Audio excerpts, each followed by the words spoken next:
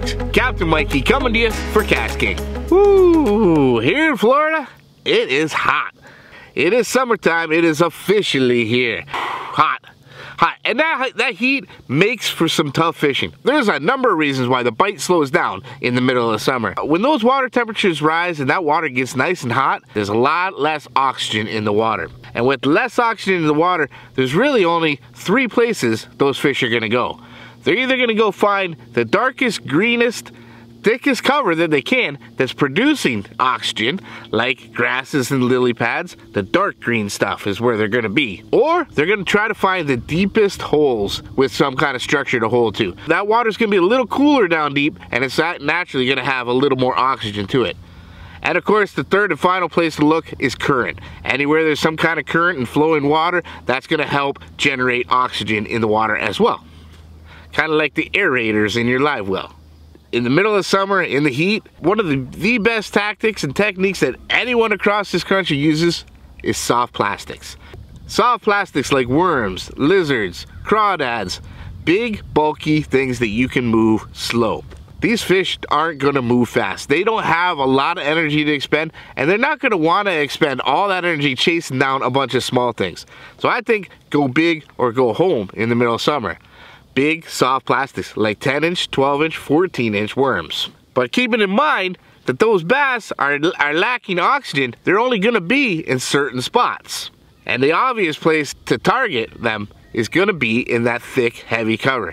Find the grass, find the lily pads, find that coontail or milfoil or whatever it is, the stuff that they're buried up in. That's more than likely where they're going to be. The trick is, how do you get your soft plastics in there? Of course, most of us, we're gonna go to a Texas rig. It's nice and weedless. You can put a little bullet nose sinker on there. You can even peg that. It works out pretty darn good. But it's not perfect, is it? More often than not, what ends up happening on a Texas rig like this? Is there anything more frustrating than that? That worm sliding down the hook, exposing all of that hook to grab onto that grass, that weed, whatever it is out there. With these extra wide gap hooks here, and they've got that little bend that acts like a keeper, but it's not perfect.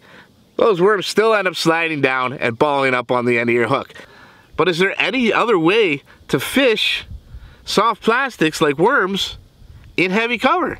I got a trick I'm gonna show you guys that I guarantee you've never seen before. A way to rig your soft plastics that keep it weedless and keep it from falling down that hook. It's also a pretty cool way to rig it completely differently to add some extra action. Your plastic will never fall down that hook again. I guarantee you've never seen this. A good buddy of mine named Mike as well showed me this rig. He came up with this idea. I don't know if anybody else has thought of this or anybody else has been doing it, but I've never seen it before, and it works amazing. It's a way to completely think outside of the box that most people won't even think of. It all starts with your extra wide gap hook. Whatever size you want. I got a little 3/0 here. All of them are gonna have this little bend right here. That's the keeper. And of course, at the end of the bend is the eye. And that's where you would tie your line, right? That's what the eye is for. That little bend is supposed to hold on to that soft plastic to try to prevent it from sliding down that hook. It's not a perfect system, as we all know. So my good friend Michael came up with this idea because he fishes a lot of worms here in Florida, and we got a lot of grass and a lot of heavy cover. He got so frustrated losing so many fish and getting tangled up so often because of his soft plastic sliding down that hook. He thought about this and came up with this fantastic idea. First, let's show you just how to tie it. We're not going to use that eye at all. What we're going to do is we're going to tie to that point right there. We're going to tie to the keeper here, not to the eye, but to the keeper. We're going to tie a snell knot, a simple snell knot that's going to hold right and tight right on the bend of the keeper. But taking your line and tying a snell knot on that, if you're not familiar with how to tie a snell knot, there's all sorts of videos out there. They're very, very simple, easy knot to tie. This is one of the oldest knots out there. Back in the day, believe it or not, hooks actually didn't even have eyes on them. The snell knot was invented so they could tie directly to that shank. Now I'm using fluorocarbon because I got fairly clear water. If you can get away with braid, braid works fantastic for this too, of course. And you're simply just going to tighten that snell knot right there, right on the bend of that keeper. Now that is a whole different pivot point. That's gonna have a different pull and obviously a different action to the lure immediately just because you tied at a different spot. Pretty darn cool, right? Just like that, we're thinking completely outside the box. I know it's something I'd never seen before. What you're gonna do, take your worm again. We're gonna Texas rig it just like we normally do, but we're gonna kind of do it backwards. Rather than sticking the hook through the top like we do and poking it out and wrapping it around like a typical Texas rig, we're gonna start with the eye and poke that eye right inside and through, just like that. As you can see, the line is still outside of that worm. Go ahead and take your hook, Texpose it, and boom, there you go. It can no longer slide down the hook because the line is there. That worm can't get past that line. It's not gonna slide down that hook at all because it can't get past your line that you tied on the keeper right there. Pretty darn cool, right? Never again is your soft plastic gonna slide down the hook. That's pretty cool right there. But there's even more. This time, we're actually gonna put it down about an inch. Insert it about an inch inside and just run it up in the middle of it. So there's about an inch or a half inch of nose on the end of the hook here. Then take your hook, Texas rig it like you normally would, Texposing the point, leaving it completely weedless. And now, imagine the action that this is gonna have. Your line is pulling from here. It's gonna have this little nib moving around. That's gonna create a whole different action altogether.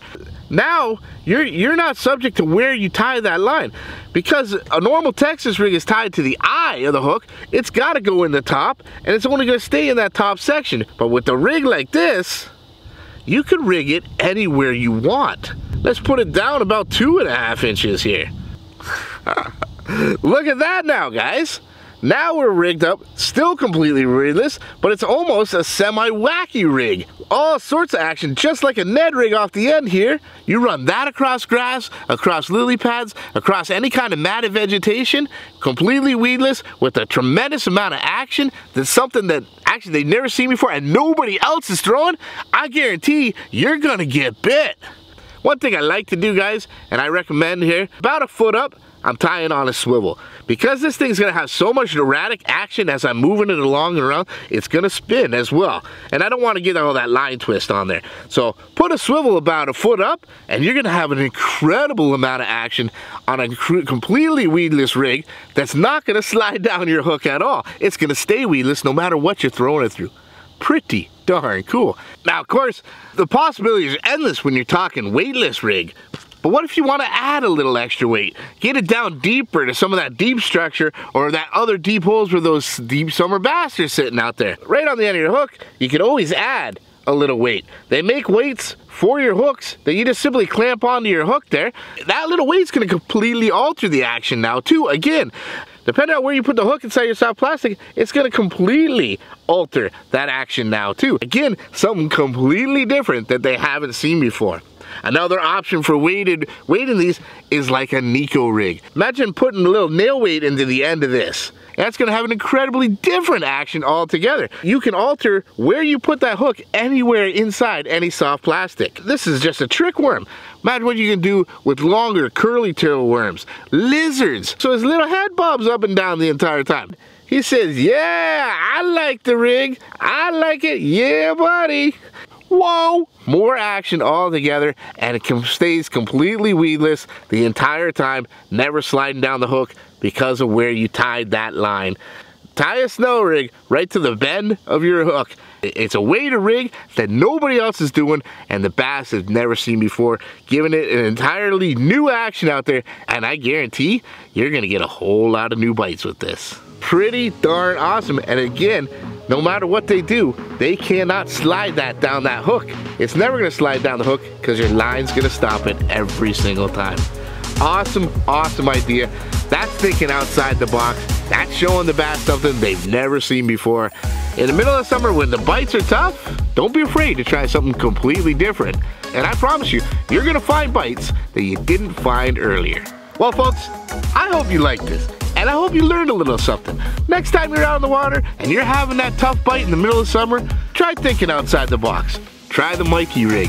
See how it works out for you. I really hope it does help. And if you did like this, make sure you smash the heck out of that like button. And make sure you take a look at these. Make sure you subscribe to these. And click on that little bell to get notified anytime we've got new tips, tricks, and techniques just like this. One last time from beautiful North Florida, it's Captain Mikey for KastKing signing out. The future is bright. You keep those lines tight.